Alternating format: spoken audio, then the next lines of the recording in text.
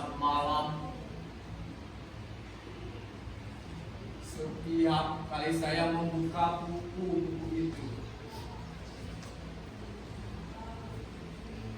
setiap kali saya khusyuk membaca,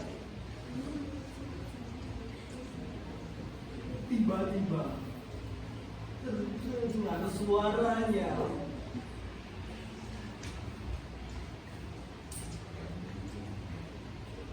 Ini terjadi sejak ayah membuat peraturan baru di rumah ini,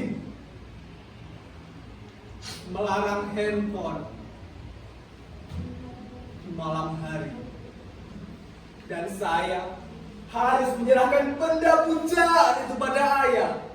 Maka saya harus duduk di bangku itu menghadapi buku-buku yang bisu dan tak asik itu sampai saya tertidur.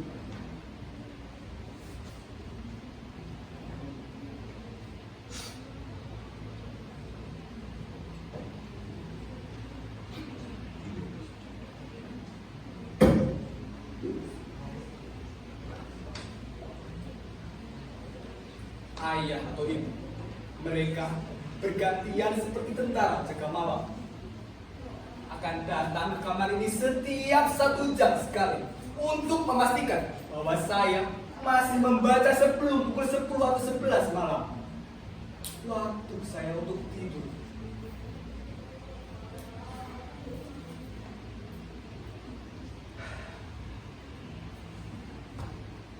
Itu tak boleh saya puji sebelum jadwal tiba. Ini peraturan kedua. Sebentar lagi, sekitar 15 atau 20 menit lagi, salah satu di antara mereka akan berpatroli datang ke tempat ini. Itu artinya saya harus duduk di bangku itu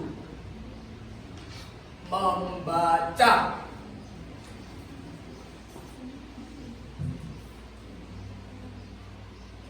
Tapi sebelum semua itu terjadi, izinkan saya menyampaikan kisah saya kepada hadirin sekalian, baik yang hadir langsung menyaksikan nasib saya di kamar ini maupun melalui media yang lain.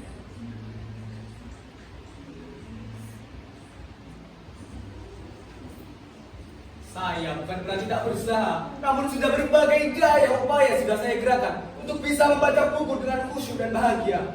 Saya juga sudah memotivasi diri dengan berbagai nasihat yang telah saya ingat.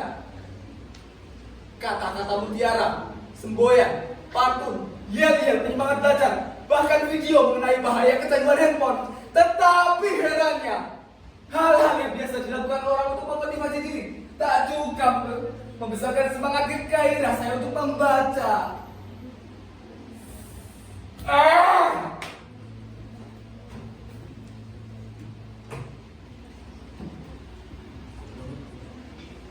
Andai saja merubah diri dapat dilakukan selingan ceramahnya Mario Teguh, mungkin saya tak akan menderita begini lagi. Apa? Saudara-saudara tak yakin saya menderita? Apa tak terlihat beban derita itu di wajah saya ini, di sorot mata saya, di getar suara saya, di seluruh tubuh saya ini? Ini bukan akting seperti pertunjukan monolog anak SMA itu loh. Ini real, nyata. Tak percaya? Saudara-saudara tak percaya bahwa sekarang ini saya sedang dipuli dan dikepung sedih.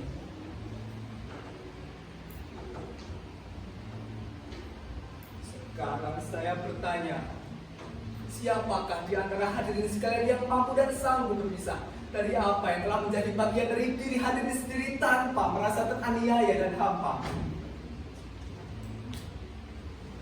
Tak ada yang mampu. Begitu juga saya.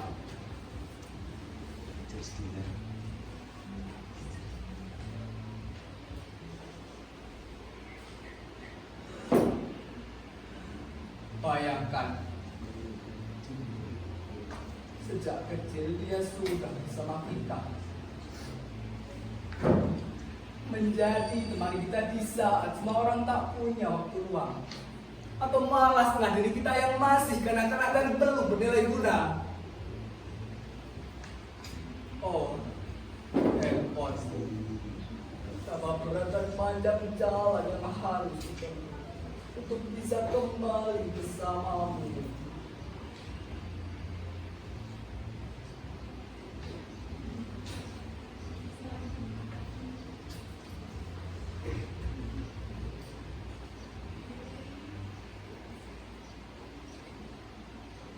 Sejak pertama kali saya mengerti membaca dan menulis, saya sudah menuliskan nama saya ke dalam dirinya.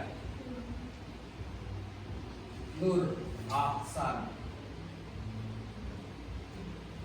Saya menderita bukan karena berpisah dengan dirinya saja, tetapi karena saya dihadapkan dengan dua keadaan secara bersamaan. Di satu sisi saya tahu ayah dan ibu bertujuan baik, mereka ingin saya berprestasi dan maju di bidang studi. Karena itu mereka membuat peraturan 12 jam tanpa handphone di malam hari. Tetapi di sisi lain, seluruh diri saya, kesadaran saya, jiwa saya sudah terbiasa hidup dengan dia. Sejak kecil bahkan. Dengan dia ada di sisi saya. Bahkan sebelum ada peraturan seperti itu, saya sudah terbiasa hidup. Dan dia bukan di dada saya, atau persis di sisi saya. Tak mudah bagi diri saya untuk melewati hari, meski sesaat tanpa dia.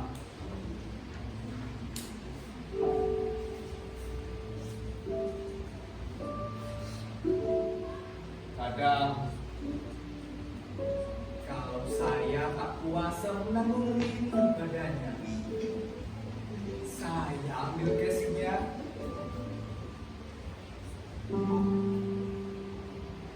saya letakkan di dada saya seperti ini.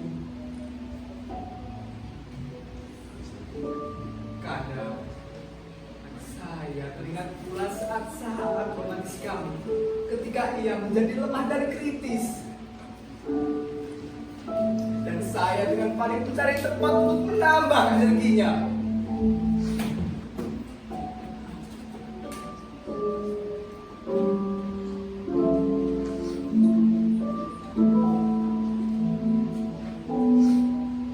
Tak ada yang lebih membahagiakan selain mendengar suara renyah dan riaknya. Ia telah menjadikan hidup ini menjadi amat mudah, simple, lebih cepat, dan ia akan membiarkan kita menunggu lebih lama. Ia dapat membahagiakan kita tepat di saat kita menginginkannya. Jadi, bagaimana bisa saya bersahabat berlama-lama dengan buku-buku ini untuk menata masa depan? Itu sangat menghabiskan waktu, tenaga, dan pikiran. Sementara kita hidup di masa yang sangat bergantung pada kecepatan dan keganasan. Siapa yang tidak bisa dibandang ringkas akan ditinggalkan, akan menjadi fosil penghuni museum peradaban. Saya sebenarnya pernah hampir berhasil untuk bisa tak terlalu bergantung padanya selain untuk hal-hal penting saja. Tetapi saat saya memergoki ayah dan ibu pada suatu malam, duduk asik dan begitu sibuk memegang handphone masing-masing, saya jadi merasa dihianati. Sejak saat itu, kemampuan saya untuk berpisah dengannya semakin menurun. Bahkan ini, dia berada di dalam kepala saya. Saya sudah terlalu jauh mencintainya.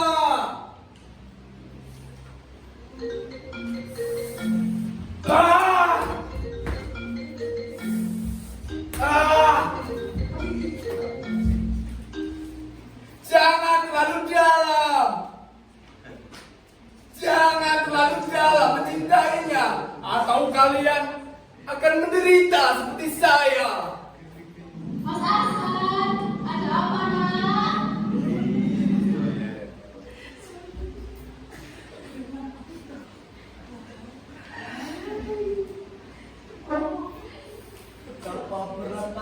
sepanjang jalan yang harus kutempuh. Tapi inilah yang harus kulakukan untuk bisa mendapatkan kelahiranku kembali.